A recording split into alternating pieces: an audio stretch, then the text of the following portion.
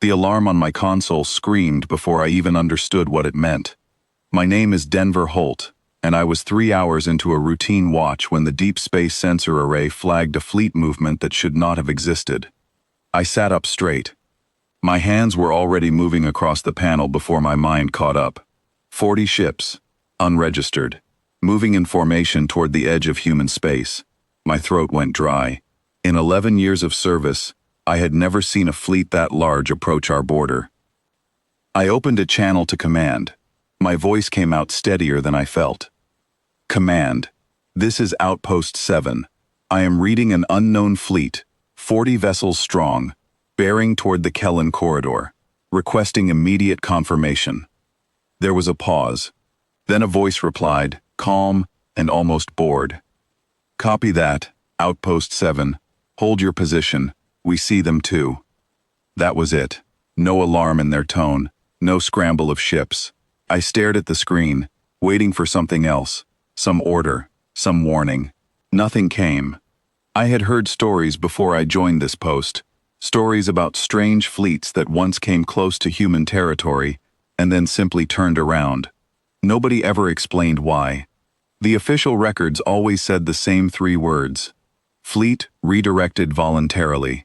I always thought it was a strange coincidence. Now I was watching it happen in real time, and I had no idea what came next. The fleet kept moving. My sensors picked up their communication chatter, garbled through translation software that struggled with unfamiliar languages.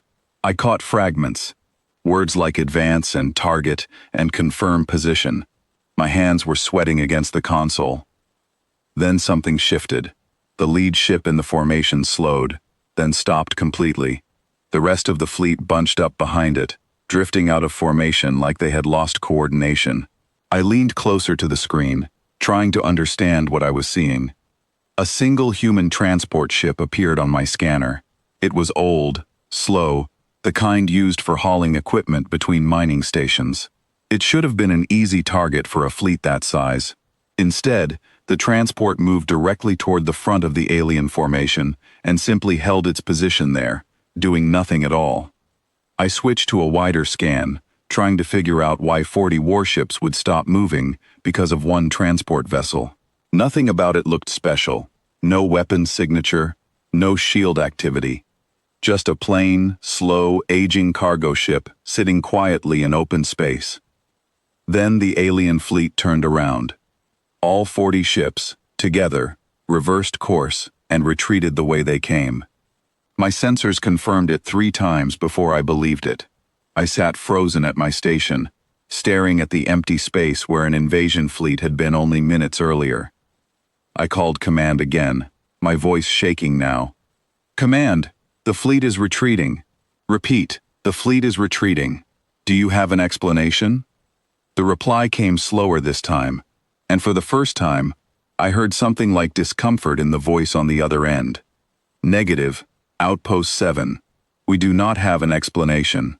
We rarely do. I wanted to ask more, but the channel closed. I sat there for a long while, staring at the stars, feeling smaller than I ever had in my life.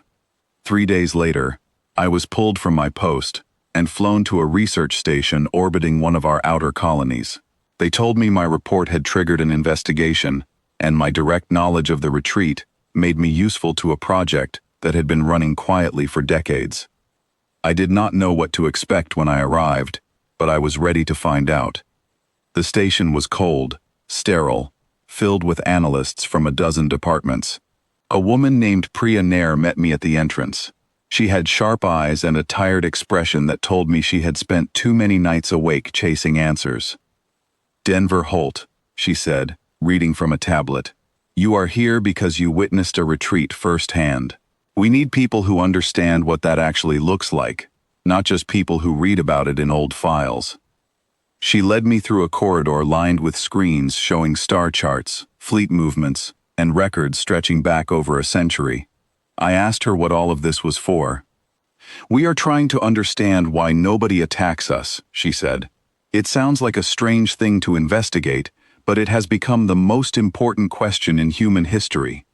Every civilization we have met has, at some point, positioned forces near our territory, and every single time, without exception, they turned back before making contact. I asked if there was a pattern. "There is," she said, "but it took us decades to see it. Come with me." She brought me into a dim room with a single screen glowing at the center. She pulled up an old recording, the kind captured by long-range sensors decades ago. It showed a small human research vessel drifting in open space, seemingly abandoned. An alien salvage crew boarded it, searching for supplies or survivors. "Watch closely," Priya said. The recording had no sound, only grainy visual data, but I watched as the boarding crew moved cautiously through the corridors of the ship. Then, without warning, every single one of them stopped moving entirely.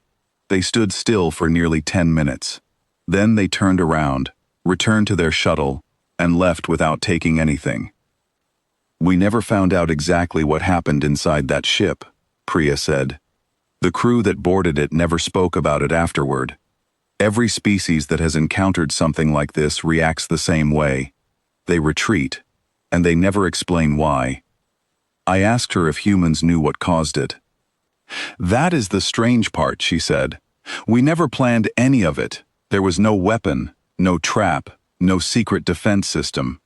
As far as we can tell, it was something about encountering the ordinary reality of human survival that made them stop.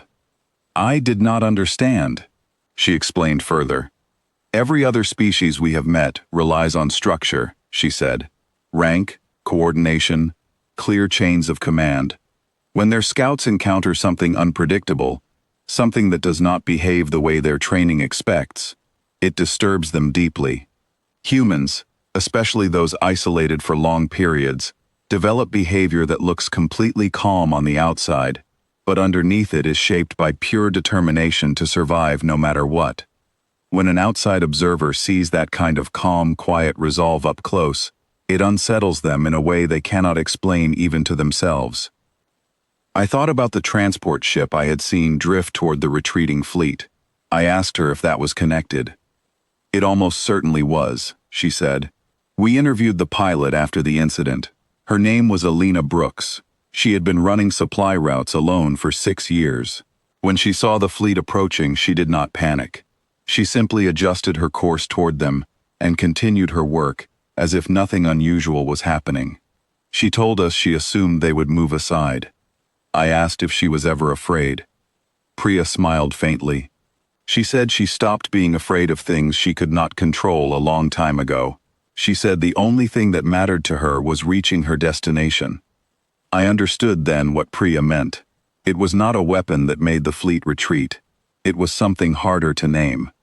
It was the sight of a single, unarmed human treating an overwhelming threat like a minor inconvenience, without hesitation, without visible fear, and without any explanation that made sense to an outside observer. I spent the following weeks studying dozens of similar cases. Traders who continued negotiating during hostile standoffs as if nothing were wrong. Engineers who calmly repaired damaged systems while enemy ships loomed outside their hulls. Scientists who kept recording data during encounters that would have caused most other species to break down entirely. Every case ended the same way. The observing force withdrew, unable to process what they had seen, and refused to speak about it afterward. I asked Priya what she thought this meant for the future. She looked at the star charts, her eyes distant. "I think we have built a reputation without ever meaning to," she said. "We are not the strongest. We are not the fastest. But there is something about how humans respond to overwhelming situations that unsettles everyone who has tried to test us. It has kept us safe for over a century, without a single planned defense strategy behind it." I asked her if that made her feel safe. She thought about it for a long moment. "It makes me feel like we do not fully understand ourselves," she said. "And maybe that is exactly why nobody else understands us either." I left the station a few weeks later, transferred back to a new post along the same border where I had first seen that fleet retreat. I often think about Alina Brooks, alone in her transport ship, treating an armada like a passing storm she needed to steer around. I think about the boarding crew who walked into a quiet human ship and left without a word. I no longer believe humans survive because we are more powerful than everyone else. I believe we survive because of something quieter, something steady, something that refuses to break even when everything around it suggests that it should. Maybe that is the real reason nobody attacks us. Not fear of our weapons, but fear of our calm. And somewhere out there, across the stars, other fleets are still turning back, carrying that same unspoken question with them, wondering what exactly they saw, and why they could not bring themselves to stay and find out.